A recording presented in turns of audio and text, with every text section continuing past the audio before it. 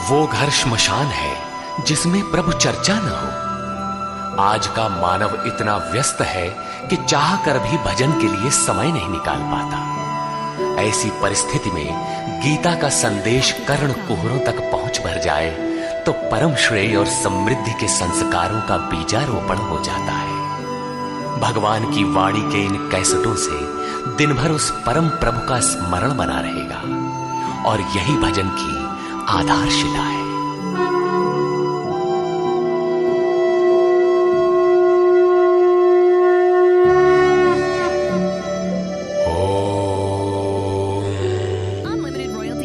श्री परमात्मने नमः।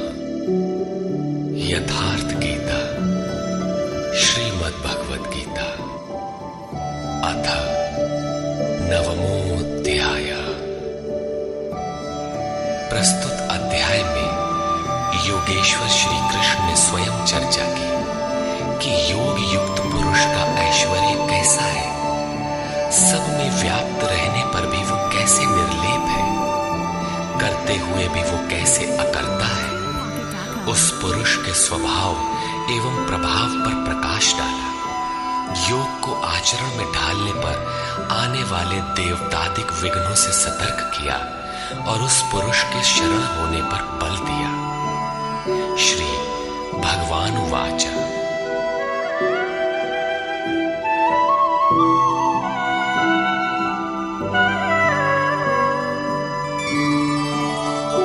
इदन्तु ते गुह्यतमं प्रवक्ष्याम्यनसूयवे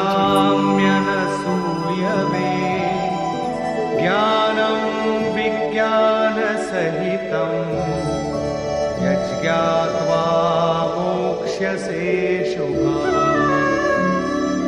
योगेश्वर श्री कृष्ण ने कहा, अर्जुन, असूया अर्थात डाह ईर्ष्या रहित तेरे लिए मैं इस परम गोपनीय ज्ञान को विज्ञान सहित कहूंगा, अर्थात प्राप्ति के पश्चात महापुरुष की रहनी के साथ कहूंगा कि कैसे वो महापुरुष सर्वत्र एक साथ कर्म करता है, कैसे वो जागृति प्रदान करता है, रथी बनकर आत्मा के साथ कैसे सदैव रहता है।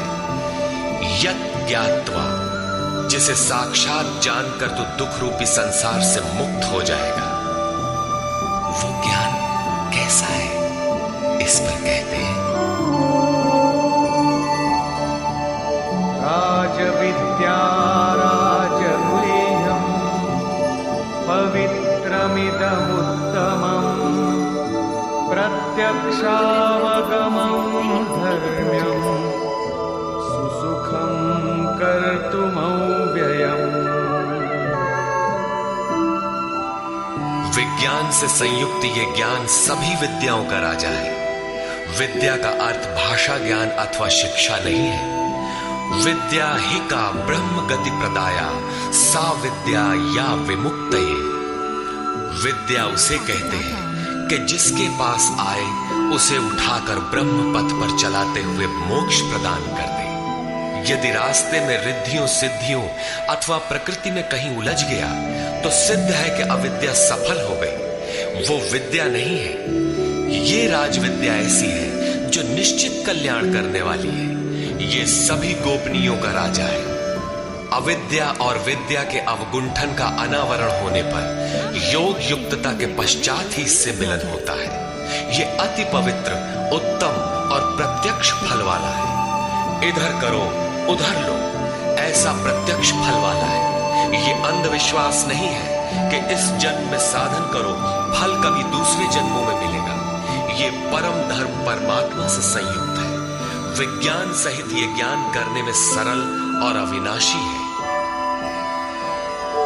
अश्रद्धधाना पुरुषा धर्मस्यास्य परन्तप अप्राप्य मां निवर्तन्ते मृत्यु संसारवर्त्मनि। परंतप अर्जुन, इस धर्म में अर्थात जिसका थोड़ा भी साधन करने पर विनाश नहीं होता, श्रद्धा रहित पुरुष मुझे प्राप्त न होकर संसार क्षेत्र में भ्रमण करता ही रहता है। अतः श्रद्धा अनिवार्य है। क्या आप संसार से परे हैं? इस पर कहते हैं, मया ततमिदं सर्वं जगदव्यक्तमूर्तिना मत्स्थानि सर्वभूतानि न चाहं तेष्वस्थितः। मुझ अव्यक्त स्वरूप से ये सब जगत व्याप्त है, अर्थात मैं जिस स्वरूप में स्थित हूं वो सर्वत्र व्याप्त है। सभी प्राणी मुझ में स्थान पाए हैं, किंतु मैं उनमें स्थित नहीं हूं, क्योंकि मैं अव्यक्त स्वरूप में स्थित हूं। महापुरुष जिस अव्यक्त स्वरूप में स्थित है वहीं से, अर्थात शरीर छोड़कर उसी अव्यक्त स्तर से ही बात करते हैं। इसी क्रम में आगे कहते हैं, न च मत्स्थानि भूतानि पश्य मे योगमैश्वरम् भूतभृं न च भूतस्थो ममात्मा भूतभावनः। वस्तुतः सब भूत भी मुझ में स्थित नहीं है, क्योंकि वे मरण धर्मा है, प्रकृति के आश्रित हैं। किंतु मेरे योग माया के ऐश्वर्य को देख कि जीवधारियों को उत्पन्न और पोषण करने वाला मेरा आत्मा भूतों में स्थित नहीं है। मैं आत्म स्वरूप हूं, इसलिए मैं उन भूतों में स्थित नहीं हूं। यही योग का प्रभाव है। इसको स्पष्ट करने के लिए योगेश्वर श्री कृष्ण दृष्टांत देते हैं। यथाकाशस्थितो नित्यं वायुः सर्वत्र गो महान् तथा सर्वाणि भूतानि मत्स्थानीत्युपधारय। जैसे आकाश में ही उत्पन्न होने वाला महान वायु आकाश में सदैव स्थित है, किंतु उसे मलिन नहीं कर पाता, ठीक वैसे ही संपूर्ण भूत मुझ में स्थित है, ऐसा जान। ठीक इसी प्रकार मैं आकाशवत निर्लेप हूं, वे मुझे मलिन नहीं कर पाते। प्रश्न पूरा हुआ। यही योग का प्रभाव है। अब योगी करता क्या है? इस पर कहते हैं,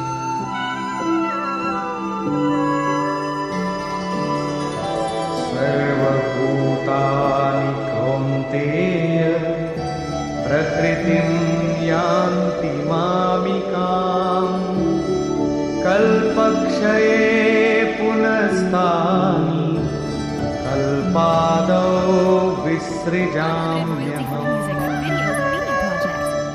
अर्जुन, कल्प के विलय काल में सब भूत मेरी प्रकृति अर्थात मेरे स्वभाव को प्राप्त होते हैं, और कल्प के आदि में मैं उनको बार बार विसृजाम विशेष रूप से सृजन करता हूं। थे तो वे पहले से, किंतु विकृत थे, उन्हीं को रचता हूं, सजाता हूं। जो अचेत हैं उन्हें जागृत करता हूं, कल्प के लिए प्रेरित करता हूं। कल्प का तात्पर्य है उत्थानोन्मुख परिवर्तन। आसुरी संपद से निकलकर जैसे जैसे पुरुष दैवी संपद में प्रवेश पाता है, यहीं से कल्प का आरंभ है, और जब ईश्वर भाव को प्राप्त हो जाता है वही कल्प का क्षय है। अपना कर्म पूरा करके कल्प भी विलय हो जाता है।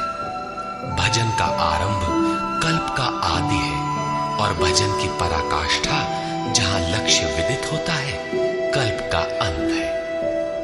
जब ये प्रत्यगात्मा योनियों के कारणभूत राग द्वेषादि से मुक्ति पाकर अपने शाश्वत स्वरूप में स्थिर हो जाए, इसी को श्री कृष्ण कहते हैं कि वो मेरी प्रकृति को प्राप्त होता है। जो महापुरुष प्रकृति का विलय करके स्वरूप में प्रवेश पा गया, उसकी प्रकृति कैसी? क्या उसमें प्रकृति शेष ही है? नहीं।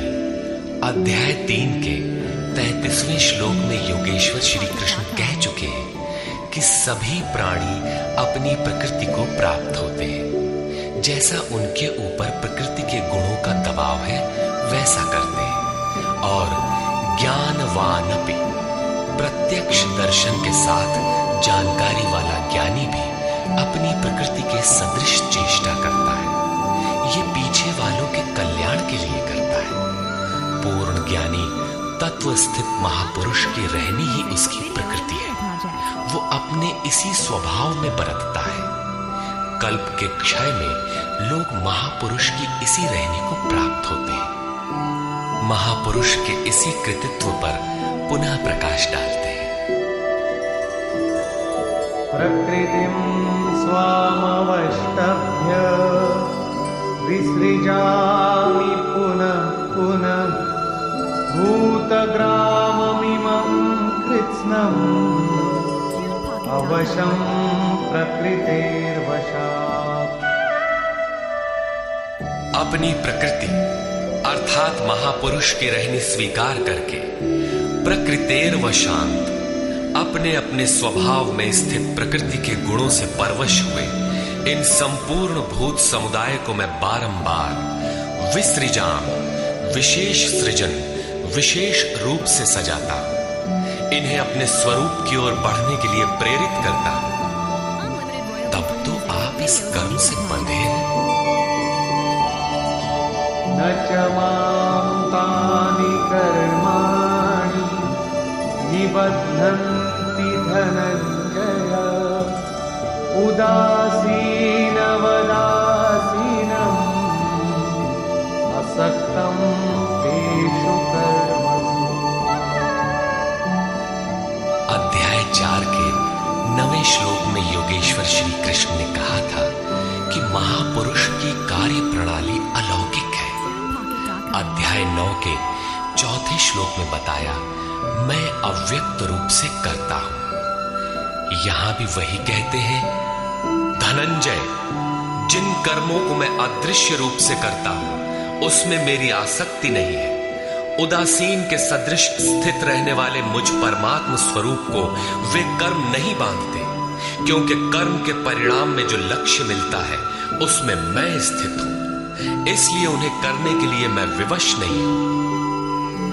ये तो स्वभाव के साथ जुड़ी प्रकृति के कार्यों का प्रश्न था। महापुरुष की रहनी थी, उनकी रचना थी। अब मेरे अध्यास से जो माया रचती है वो क्या है? वो भी एक कल्प है।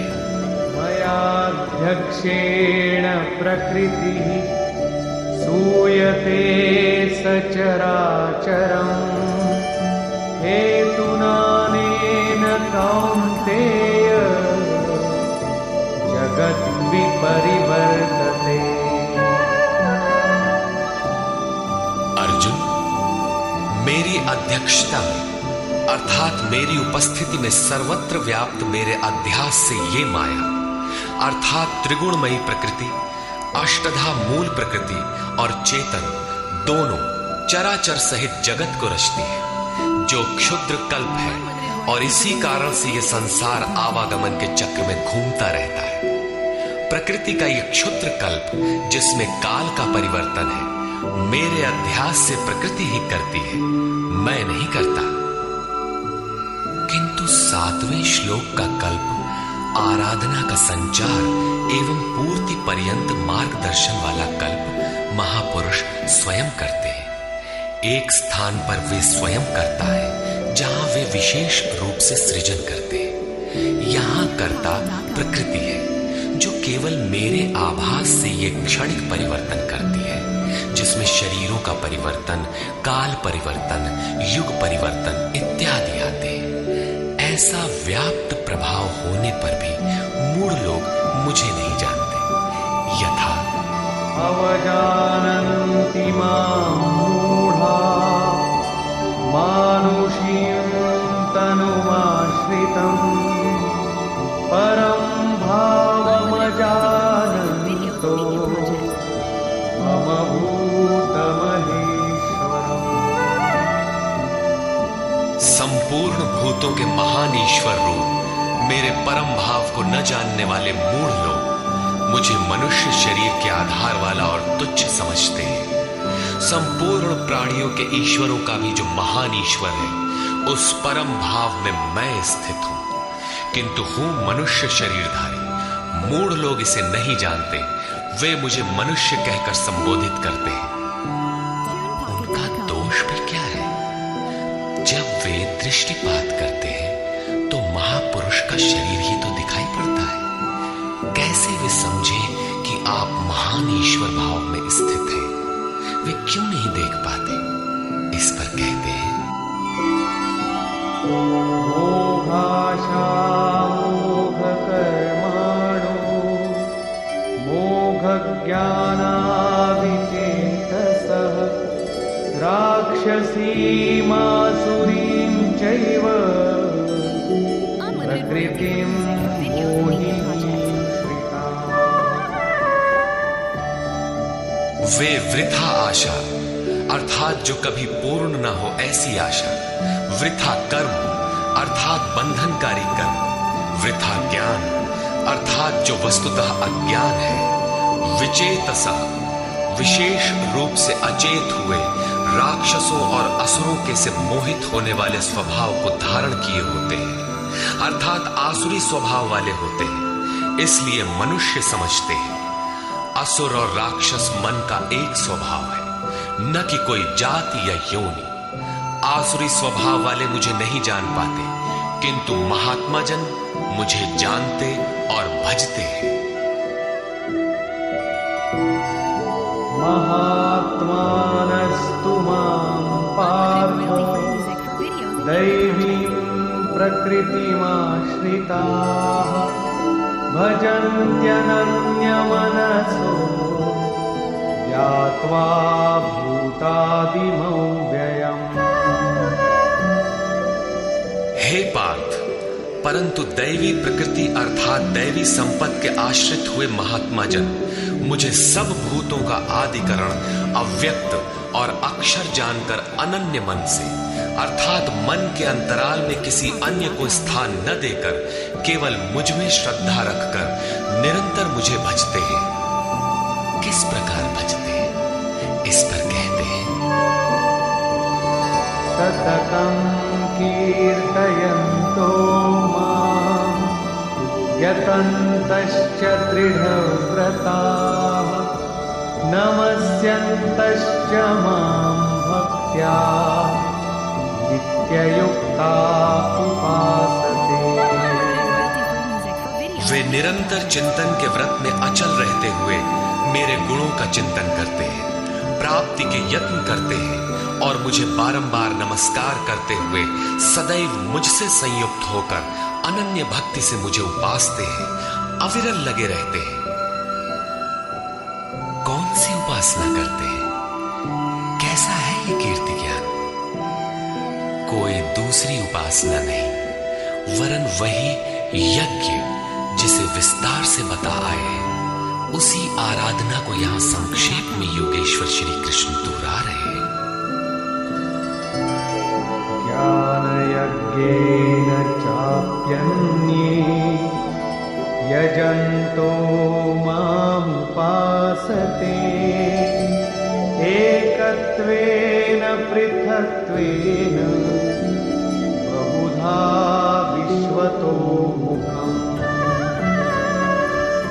उनमें से कोई तो मुझ सर्वव्याप्त विराट परमात्मा को ज्ञान यज्ञ द्वारा यजन करते हैं, अर्थात अपनी लाभ हानि और शक्ति को समझकर इसी नियत कर्म यज्ञ में प्रवृत्त होते हैं। कुछ एकत्व भाव से मेरी उपासना करते हैं कि मुझे इसी में एक होना है, और दूसरे सब कुछ मुझे अलग रखकर मुझे समर्पण करके निष्काम सेवा भाव से मुझे उपासते हैं तथा बहुत प्रकार से उपासते हैं, क्योंकि एक ही यज्ञ के ये सभी ऊंचे नीचे स्तर हैं। यज्ञ का आरंभ सेवा से ही होता है, किंतु उसका अनुष्ठान होता कैसे है? योगेश्वर श्री कृष्ण कहते हैं, यज्ञ मैं करता हूं, यदि महापुरुष रथी न हो तो यज्ञ पार नहीं लगेगा। उन्हीं के निर्देशन में साधक समझ पाता है कि अब वो किस स्तर पर है, कहां तक पहुंच सका है। वस्तुतः यज्ञ करता कौन है? इस पर योगेश्वर श्री कृष्ण कहते हैं, अहं क्रतुरहं यज्ञः स्वधाहमहमौषधम् मन्त्रोऽहमहमेवाज्यम् अहमग्निरहं हुतम्। कर्ता मैं हूं। वस्तुतः कर्ता के पीछे प्रेरक के रूप में सदैव संचालित करने वाला इष्ट ही है। कर्ता द्वारा जो पार लगता है मेरी देन है। यज्ञ मैं हूं। यज्ञ आराधना की विधि विशेष है। पूर्ति काल में यज्ञ जिसका सृजन करता है उस अमृत का पान करने वाला पुरुष सनातन ब्रह्म में प्रवेश पा जाता है। स्वधा मैं हूं अर्थात अतीत के अनंत संस्कारों का विलय करना, उन्हें तृप्त कर देना मेरी देन है। भवरोग को मिटाने वाली औषधि मैं हूं। मुझे पाकर लोग इस रोग से निवृत्त हो जाते हैं। मंत्र मैं हूं। मन को श्वास के अंतराल में निरोध करना मेरी देन है। इस निरोध क्रिया में तीव्रता लाने वाली वस्तु आज्य अर्थात हवि भी मैं हूं। अग्नि मैं हूं। मेरे ही प्रकाश में मन की सभी प्रवृत्तियां विलय होती हैं तथा हवन अर्थात समर्पण भी मैं ही हूं। यहां योगेश्वर श्री कृष्ण बार बार मैं हूं कह रहे हैं। इसका आशय मात्र इतना है कि मैं ही प्रेरक के रूप में आत्मा से अभिन्न होकर खड़ा हो जाता हूं तथा निरंतर निर्णय देते हुए योग क्रिया को पूर्ण कराता हूं। इसी का नाम विज्ञान है। पूज्य महाराज जी कहा करते थे कि जब तक इष्ट देव रथी होकर श्वास प्रश्वास पर रोकथाम न करने लगे तब तक भजन आरंभ ही नहीं होता।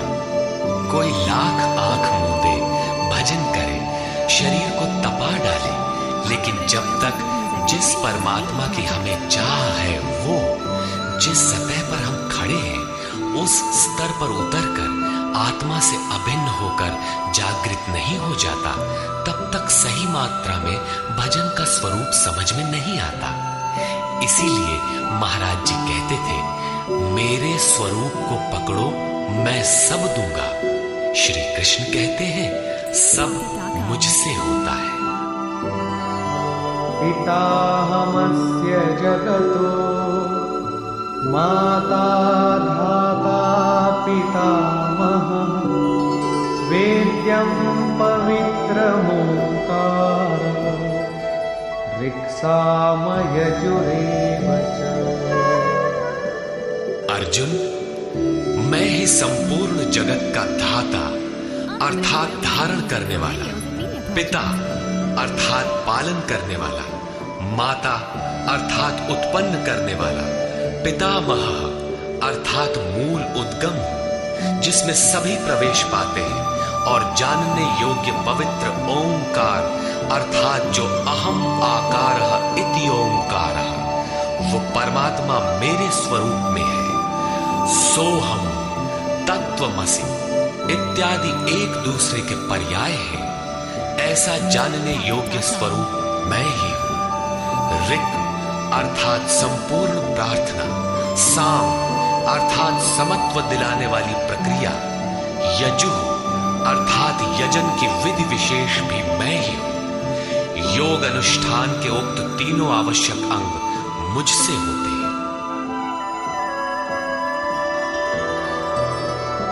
गतिर्भर्ता प्रभु साक्षी निवास शरणं सुहृत् प्रभवः प्रलयस्थानं निधानं बीजमव्ययम्। हे अर्जुन, गति अर्थात प्राप्त होने योग्य परम गति, भर्ता भरण पोषण करने वाला, सबका स्वामी, साक्षी अर्थात दृष्टा रूप में स्थित सबको जानने वाला, सबका वास स्थान शरण लेने योग्य, अकारण प्रेमी मित्र, उत्पत्ति और प्रलय अर्थात शुभाशुभ संस्कारों का विलय तथा अविनाशी कारण मैं ही हूं। अर्थात अंत में जिनमें प्रवेश मिलता है वे सारी विभूतियां मैं ही हूं। तपाम्यहमहं वर्षं निगृह्णाम्युत्सृजामि च अमृतं चैव मृत्युश्च सदसच्चाहमर्जुन। मैं सूर्य रूप से तपता हूं, वर्षा को आकर्षित करता हूं, मृत्यु से परे अमृतत्व तथा मृत्यु, सत और असत सब कुछ मैं ही हूं। अर्थात जो परम प्रकाश प्रदान करता है वो सूर्य मैं ही हूं। कभी कभी भजने वाले मुझे असत भी मान बैठते हैं, वे मृत्यु को प्राप्त होते हैं। इस प्रकार कहते हैं, त्रैविद्या मां सोमपाः भूतपापाः यज्ञैरिष्ट्वा स्वर्गतिं प्रार्थयन्ति ते पुण्यमासाद्य सुरेन्द्रलोकम् अश्नन्ति दिव्यान् दिवि देवभोगाः। आराधना विद्या के तीनों अंग ऋक्, साम और यज अर्थात प्रार्थना, समत्व की प्रक्रिया और यजन का आचरण करने वाले, सोम अर्थात चंद्रमा के क्षीण प्रकाश को पाने वाले, पाप से मुक्त होकर पवित्र हुए पुरुष उसी यज्ञ की निर्धारित प्रक्रिया द्वारा मुझे इष्ट रूप में पूजकर स्वर्ग के लिए प्रार्थना करते हैं। यही असत की कामना है जिससे वे मृत्यु को प्राप्त होते हैं, उनका पुनर्जन्म होता है। जैसा पिछले श्लोक में योगेश्वर ने बताया, वे पूजते मुझे ही है, उसी निर्धारित विधि से पूजते हैं, किंतु बदले में स्वर्ग की याचना करते हैं। वे पुरुष अपने पुण्य के फल स्वरूप इंद्रलोक को प्राप्त होकर स्वर्ग में देवताओं के दिव्य भोग भोगते हैं, अर्थात ये भोग भी मैं ही देता हूं। ते तं भुक्त्वा स्वर्गलोकं विशालम् क्षीणे पुण्ये मर्त्यलोकं विशन्ति एवं त्रयी धर्ममनुप्रपन्ना गतागतं कामकामा लभन्ते। वे उस विशाल स्वर्ग को भोग कर पुण्य क्षीण होने पर मृत्यु लोक अर्थात जन्म मृत्यु को प्राप्त होते हैं। इस प्रकार त्रयी धर्मम प्रार्थना, समत्व एवं यजन की तीनों विधियों से एक ही यज्ञ का अनुष्ठान करने वाले मेरे शरण हुए भी कामना वाले पुरुष बारंबार जाने आने को अर्थात पुनर्जन्म को प्राप्त होते हैं। अतः किसी प्रकार की कामना नहीं करनी चाहिए। जो कामना नहीं करते उन्हें क्या मिलता है? अनन्याश्चिन्तयन्तो मां ये जनाः पर्युपासते तेषां नित्याभियुक्तानां योगक्षेमं वहाम्यहम्। अनन्य भाव से मुझ में स्थित भक्तजन मुझ परमात्म स्वरूप का निरंतर चिंतन करते हैं। पर्युपासते लेश मात्र भी त्रुटि न रखकर मुझे उपासते हैं। उन नित्य एक ही भाव से संयुक्त हुए पुरुषों का योगक्षेम मैं स्वयं वहन करता हूं, अर्थात उनके योग की सुरक्षा की सारी जिम्मेदारी मैं अपने हाथ में लेता हूं। इतना होने पर भी लोग अन्य देवताओं को भजते हैं। येऽप्यन्य देवता भक्ता यजन्ते श्रद्धयान्विता तेऽपि मामेव कौन्तेय यजन्त्यविधिपूर्वकम्। कौन्तेय, श्रद्धा से युक्त हुए जो भक्त दूसरे दूसरे देवताओं को पूजते हैं वे भी मुझे ही पूजते हैं, किंतु उनका वो पूजना अविधि पूर्वक है। मेरी प्राप्ति की विधि से रहित है। यहां योगेश्वर श्री कृष्ण ने दूसरी बार देवताओं के प्रकरण को लिया है। सर्वप्रथम अध्याय 7 के 20वें से 23वें श्लोक तक उन्होंने कहा, अर्जुन, कामनाओं द्वारा जिनके ज्ञान का अपहरण कर लिया गया है, ऐसे मूढ़ बुद्धि पुरुष अन्य देवताओं की पूजा करते हैं, और जहां पूजा करते हैं वहां देवता नाम की सक्षम सत्ता तो है नहीं, परंतु पीपल, पत्थर, भूत, भवानी अथवा अन्यत्र जहां उनकी श्रद्धा झुक जाती है वहां कोई देवता नहीं है। मैं ही सर्वत्र हूं। उस स्थान पर मैं ही खड़ा होकर उनकी देव श्रद्धा को उन स्थानों पर स्थिर करता हूं। मैं ही फल का विधान करता हूं, फल देता हूं। फल निश्चित मिलता है, किंतु उनका फल नाशवान है। आज है तो कल भोगने में आ जाएगा, नष्ट हो जाएगा, जबकि मेरा भक्त नष्ट नहीं होता। अतः वे मूढ़ बुद्धि जिनके ज्ञान का अपहरण हो गया है वही अन्य देवता की पूजा करते हैं। प्रस्तुत अध्याय 9 के 23 से 25वें श्लोक तक योगेश्वर श्री कृष्ण पुनः दोहराते हैं, अर्जुन, जो श्रद्धा से अन्य अन्य देवताओं को पूजते हैं वे मुझे ही पूजते हैं, किंतु अविधि पूर्वक है। अब प्रश्न उठता है कि जब वे भी प्रकारांतर से आपको ही पूजते हैं और फल भी मिलता ही है, तो दोष क्या है?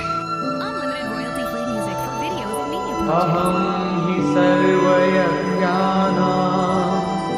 भोक्ता च प्रभुरेव च न तु मामभिजानन्ति तत्त्वेनातश्च वन्ति ते।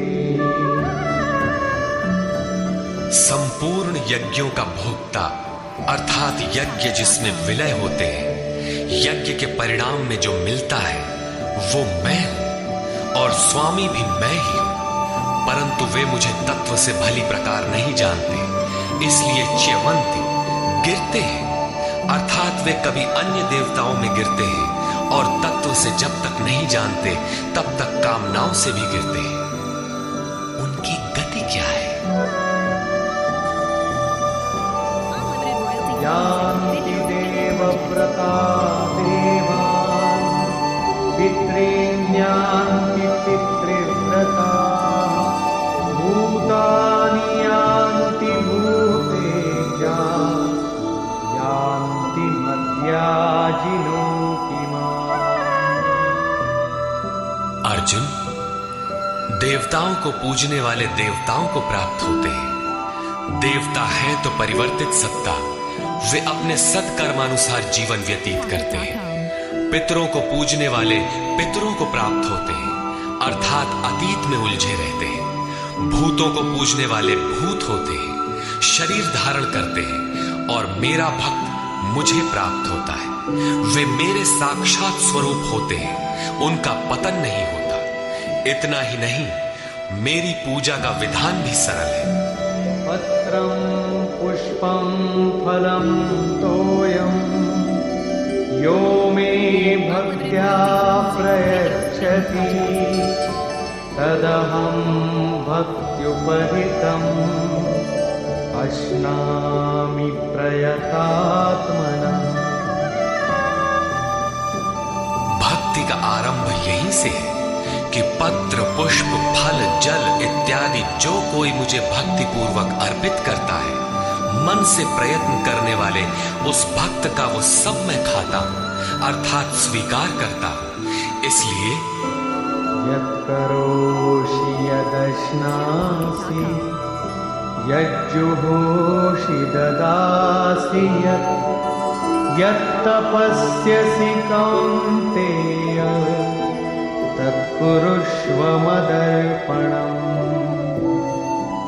अर्जुन, तो जो कर्म अर्थात यथार्थ कर्म करता है, जो खाता है, जो हवन करता है, समर्पण करता है, दान देता है, मन सहित इंद्रियों को जो मेरे अनुरूप तपाता है, वो सब मुझे अर्पण कर, अर्थात मेरे प्रति समर्पित होकर ये सब कर। समर्पण करने से योग के क्षेत्र की जिम्मेदारी मैं ले लूंगा।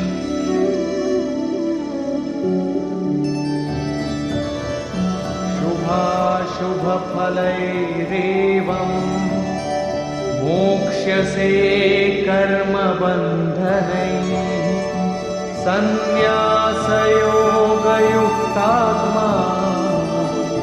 विमुक्तो मामुपैष्यसि।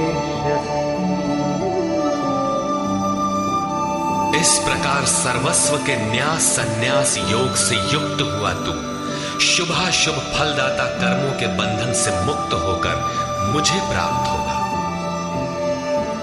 उपर्युक्त 3 श्लोकों में योगेश्वर श्री कृष्ण ने क्रमबद्ध साधन और उसके परिणाम का चित्रण किया है। पहले पत्र पुष्प फल जल का पूर्ण श्रद्धा से अर्पण, दूसरे समर्पित होकर कर्म का आचरण और तीसरे पूर्ण समर्पण के साथ सर्वस्व का त्याग। इनके द्वारा कर्म बंधन से विमुक्त अर्थात विशेष रूप से मुक्त हो जाएगा। मुक्ति से मिलेगा क्या? बताया मुझे प्राप्त होगा। यहां मुक्ति और प्राप्ति एक दूसरे के पूरक है। आपकी प्राप्ति ही मुक्ति है, तो उससे लाभ इस पर कहते हैं समोहं सर्वभूतेषु न मे द्वेषोऽस्ति न प्रियः ये भजन्ति तु मां भक्त्या मयि ते तेषु चाप्यहम्। सृष्टि में न मेरा कोई प्रिय है और न अप्रिय है, किंतु जो अनन्य भक्त है वो मुझ में है और मैं उसमें हूं। यही मेरा एकमात्र रिश्ता है, उसमें परिपूर्ण हो जाता, मुझ में और उसमें कोई अंतर नहीं रह जाता। तब तो बहुत भाग्यशाली लोग ही भजन करते होंगे। भजन करने का अधिकार किसे है? इस पर योगेश्वर श्री कृष्ण कहते हैं अपि चेत् सुदुराचारो भजते मामनन्यभाक् साधुरेव समन्तव्यः सम्यग् व्यवसितो हि सः। यदि अत्यंत दुराचारी भी अनन्य भाव से अर्थात अन्य धन न, मेरे सिवाय किसी अन्य वस्तु या देवता को न भजकर केवल मुझे ही निरंतर भजता है, वो साधु ही मानने योग्य है। अभी वो साधु हुआ नहीं है, किंतु उसके हो जाने में संदेह भी नहीं है, क्योंकि वो यथार्थ निश्चय से लग गया है। अतः भजन आप भी कर सकते हैं, बशर्ते कि आप मनुष्य हो, क्योंकि मनुष्य ही यथार्थ निश्चय वाला है। गीता पापियों का उद्धार करती है और वो पथिक क्षिप्रं भवति धर्मात्मा शश्वच्छान्तिं निगच्छति कौन्तेय प्रतिजानी न मे भक्तः प्रणश्यति। इस भजन के प्रभाव से वो दुराचारी भी शीघ्र ही धर्मात्मा हो जाता है, परम धर्म परमात्मा से संयुक्त हो जाता है तथा सदैव रहने वाली परम शांति को प्राप्त होता है। कौन्तेय, तो निश्चय पूर्वक सत्य जान कि मेरा भक्त कभी नष्ट नहीं होता। यदि एक जन्म में पार नहीं लगा तो अगले जन्मों में भी वही साधन करके शीघ्र ही परम शांति को प्राप्त होता है। अतः सदाचारी दुराचारी सभी को भजन करने का अधिकार है। इतना ही नहीं अपितु मां हि पार्थ व्यपाश्रित्य येऽपि स्युः पापयोनयः स्त्रियो वैश्यास्तथा शूद्राः तेऽपि यान्ति परां गतिम्। पार्थ, स्त्री वैश्य शूद्रादि तथा जो कोई पाप योनि वाले भी हो, वे सभी मेरे आश्रित होकर परम गति को प्राप्त होते हैं। अतः ये गीता मनुष्य मात्र के लिए है, चाहे वो कुछ भी करता हो, कहीं भी पैदा हुआ हो, सबके लिए ये एक समान कल्याण का उपदेश करती है। गीता सार्वभौम है। पाप योनि। अध्याय 16 के 7वें से 21वें श्लोक तक आसुरी वृत्ति के लक्षणों के अंतर्गत भगवान ने बताया कि जो शास्त्र विधि का त्याग कर नाम मात्र के यज्ञों द्वारा दंभ से यजन करते हैं, वे नरों में अधम है। यज्ञ है नहीं किंतु नाम दे रखा है और दंभ से यजन करता है, वो क्रूर कर्मी और पापाचारी अर्थात पाप योनि है। वैश्य, शूद्र भगवत पथ की सीढ़ियां हैं। स्त्रियों के प्रति कभी सम्मान, कभी हीनता की भावना रही है, किंतु योग प्रक्रिया में स्त्री और पुरुष दोनों का समान ही प्रवेश है। किम पुनर्ब्राह्मणा पुण्या भक्ता राजर्षयस्तथा अनित्यमसुखं लोकम् इमं प्राप्य भजस्व माम्। फिर तो ब्राह्मण तथा राजर्षि क्षत्रिय श्रेणी के भक्तों के लिए कहना ही क्या है। ब्राह्मण एक अवस्था विशेष है जिसमें ब्रह्म में प्रवेश दिला देने वाली सारी योग्यताएं विद्यमान है। शांति, आर्जव, अनुभवी, उपलब्धि, ध्यान और इष्ट के निर्देशन पर जिसमें चलने की क्षमता है, यही ब्राह्मण की अवस्था है। राजर्षि क्षत्रिय में रिद्धियों सिद्धियों का संचार, शौर्य, स्वामी भाव, पीछे न हटने का स्वभाव रहता है। इस योग स्तर पर पहुंचे हुए योगी तो पार होते ही हैं, उनके लिए क्या कहना है। अतः अर्जुन, तो सुख रहित क्षण भंगुर इस मनुष्य शरीर को प्राप्त होकर मेरा ही भजन कर। इस नश्वर शरीर के ममत्व पोषण में समय नष्ट न कर। अतः वे भजन की धारणा पर प्रोत्साहन देते हैं।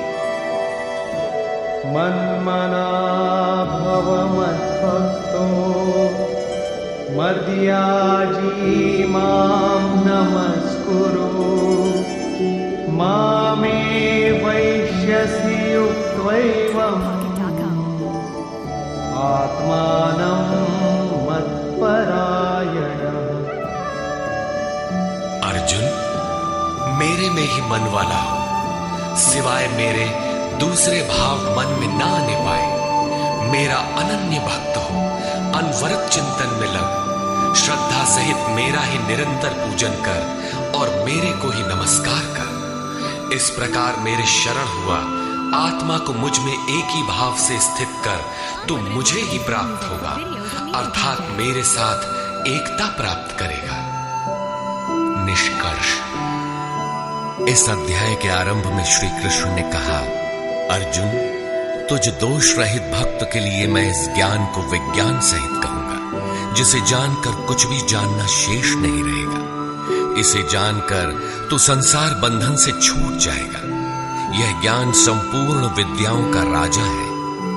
विद्या वह है जो परब्रह्म में प्रवेश दिलाए। यह ज्ञान उसका भी राजा है, अर्थात निश्चित कल्याण करने वाला है। यह संपूर्ण गोपनीयों का भी राजा है। गोपनीय वस्तु को भी प्रत्यक्ष कराने वाला है। यह प्रत्यक्ष फल वाला, साधन करने में सुगम और अविनाशी है। इसका थोड़ा भी साधन आपसे पार लग जाए तो इसका कभी नाश नहीं होता, वरन इसके प्रभाव से वह परम श्रेय तक पहुंच जाता है। किंतु इसमें एक शर्त है। श्रद्धा विहीन पुरुष परम गति को प्राप्त न होकर संसार चक्र में भटकता है।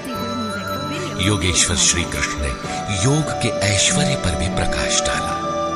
दुख के संयोग का वियोग ही योग है, अर्थात जो संसार के संयोग वियोग से सर्वथा रहित है, उसका नाम योग है।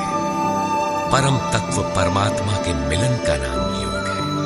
परमात्मा की प्राप्ति ही योग की पराकाष्ठा है। जो इसमें प्रवेश पा गया, उस योगी के प्रभाव को देख कि संपूर्ण भूतों का स्वामी और जीवधारियों का पोषण करने वाला होने पर भी मेरा आत्मा उन भूतों में स्थित नहीं है। मैं आत्म स्वरूप में स्थित हूं, वही हूं जैसे आकाश से उत्पन्न सर्वत्र विचरने वाला वायु आकाश में ही स्थित है, किंतु उसे मलिन नहीं कर पाता। उसी प्रकार संपूर्ण भूत मुझ में स्थित है, लेकिन मैं उनमें लिप्त नहीं हूं। अर्जुन, कल्प के आदि में मैं भूतों को विशेष प्रकार से रचता हूं, सजाता हूं, और कल्प के पूर्ति काल में संपूर्ण भूत मेरी प्रकृति को अर्थात योगारूढ़ महापुरुष की रहनी को, उनके अव्यक्त भाव को प्राप्त होते हैं। यद्यपि महापुरुष प्रकृति से परे है, किंतु प्राप्ति के पश्चात स्वभाव अर्थात स्वयं में स्थित रहते हुए लोक संग्रह के लिए जो कार्य करता है, वह उसकी एक रहनी है। इसी रहनी के कार्यकलाप को उस महापुरुष की प्रकृति कहकर संबोधित किया गया है। एक रचयिता तो मैं हूं जो भूतों को कल्प के लिए प्रेरित करता हूं, और दूसरी रचयिता त्रिगुणमयी प्रकृति है जो मेरे अध्यास से चराचर सहित भूतों को रचती है। यह भी एक कल्प है जिसमें शरीर परिवर्तन, स्वभाव परिवर्तन और काल परिवर्तन निहित है। इस प्रकार कल्प दो प्रकार के हैं। एक तो वस्तु का, शरीर और काल का परिवर्तन कल्प है। यह परिवर्तन प्रकृति ही मेरे आभास से करती है, किंतु इससे महान कल्प जो आत्मा को निर्मल स्वरूप प्रदान करता है, उसका श्रृंगार महापुरुष करते हैं। वे अचेत भूतों को सचेत करते हैं। भजन का आदि ही इस कल्प का आरंभ है, और भजन की पराकाष्ठा कल्प का अंत है। जब यह कल्प भवरोग से पूर्ण निरोग बनाकर शाश्वत ब्रह्म में प्रवेश अर्थात स्थिति दिला देता है, उस प्रवेश काल में योगी मेरी रहनी और मेरे स्वरूप को प्राप्त होता है। प्राप्ति के पश्चात महापुरुष की रहनी ही उसकी प्रकृति है। योगेश्वर श्री कृष्ण कहते हैं, अर्जुन, मूढ़ लोग मुझे नहीं जानते, मुझ ईश्वरों के ईश्वर को भी तुच्छ समझते हैं, साधारण मनुष्य मानते हैं। प्रत्येक महापुरुष के साथ यह विडंबना रही है कि तत्कालीन समाज ने उनकी उपेक्षा की, उनका डटकर विरोध हुआ। श्री कृष्ण भी इसके अपवाद नहीं थे। वे कहते हैं, मैं परम भाव में स्थित हूं, किंतु शरीर मेरा भी मनुष्य का ही है। अतः मूढ़ पुरुष मुझे तुच्छ कहकर, मनुष्य कहकर संबोधित करते हैं। ऐसे लोग व्यर्थ आशा वाले, व्यर्थ कर्म वाले, व्यर्थ ज्ञान वाले हैं कि कुछ भी करें और कह दें कि हम तो कामना नहीं करते, हो गए निष्काम कर्मयोगी। वे आसुरी स्वभाव वाले मुझे नहीं परख पाते, किंतु दैवी संपत्ति को प्राप्त जन अनन्य भाव से मेरा ध्यान करते हैं, मेरे गुणों का निरंतर चिंतन करते हैं। अनन्य उपासना अर्थात यज्ञार्थ कर्म के दो ही मार्ग हैं। पहला है ज्ञान मार्ग अर्थात अपने भरोसे, अपनी शक्ति को समझकर उसी नियत कर्म में प्रवृत्त होना, और दूसरी विधि स्वामी सेवक भावना की है, जिसमें सद्गुरु के प्रति समर्पित होकर वही कर्म किया जाता है।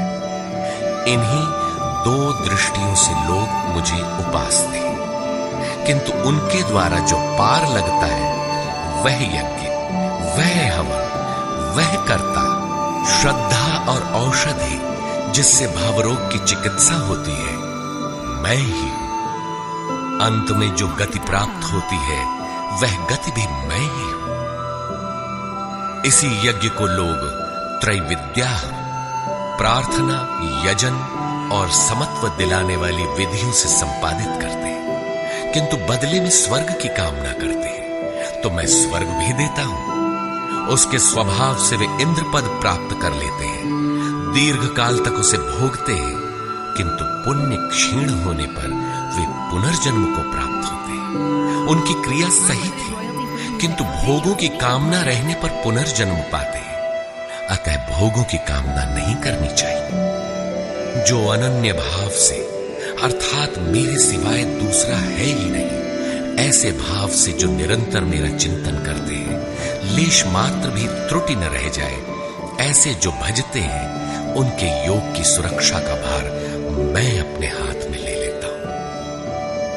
इतना होने पर भी कुछ लोग अन्य देवताओं की पूजा करते हैं, वे भी मेरी ही पूजा करते हैं, किंतु वह मेरी प्राप्ति की विधि नहीं है। वे संपूर्ण यज्ञों के भोक्ता के रूप में मुझे नहीं जानते, अर्थात उनकी पूजा के परिणाम में मैं नहीं मिलता, इसीलिए उनका पतन हो जाता है। वे देवता, भूत अथवा पितरों के कल्पित रूप में निवास करते हैं, जबकि मेरा भक्त साक्षात मुझ में निवास करता है, मेरा ही स्वरूप हो जाता है। योगेश्वर श्री कृष्ण ने इस यज्ञार्थ कर्म को अत्यंत सुगम बताया कि कोई फल फूल या जो भी श्रद्धा से देता है उसे मैं स्वीकार करता हूं। अतः अर्जुन, तू जो कुछ आराधना करता है मुझे समर्पित कर।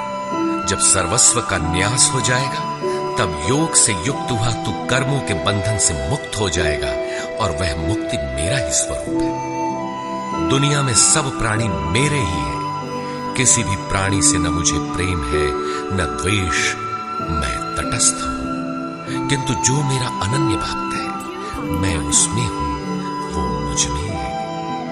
अत्यंत दुराचारी जघन्यतम पापी ही कोई क्यों न हो, फिर भी अनन्य श्रद्धा भक्ति से मुझे भजता है तो वह साधु मानने योग्य है। उसका निश्चय स्थिर है तो वह शीघ्र ही परम से संयुक्त हो जाता है और सदा रहने वाली परम शांति को प्राप्त होता है। यहां श्री कृष्ण ने स्पष्ट किया कि धार्मिक कौन है।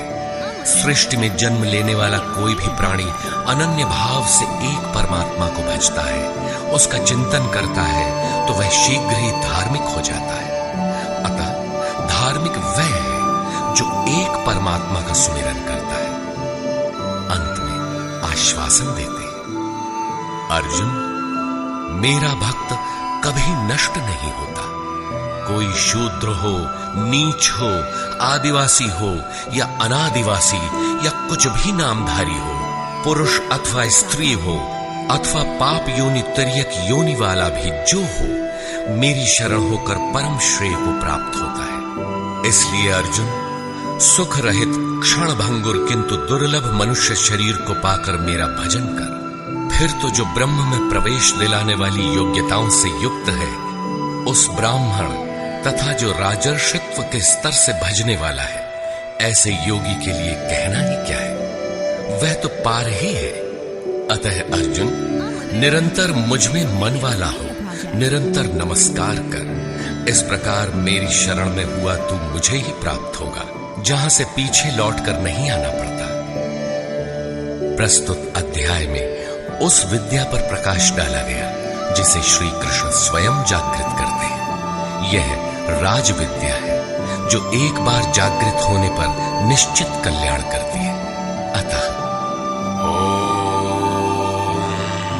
तत्सदिति श्रीमद्भगवद गीता सूपनिषत्सु ब्रह्म विद्यायाम योग शास्त्रे श्री कृष्णार्जुन संवादे राज विद्या जागृति नाम नवमोऽध्यायः। इस प्रकार स्वामी अड़गड़ानंद कृत श्रीमद्भगवद गीता के भाष्य यथार्थ गीता का 9वां अध्याय पूर्ण होता है। हरि ओम तत्सत।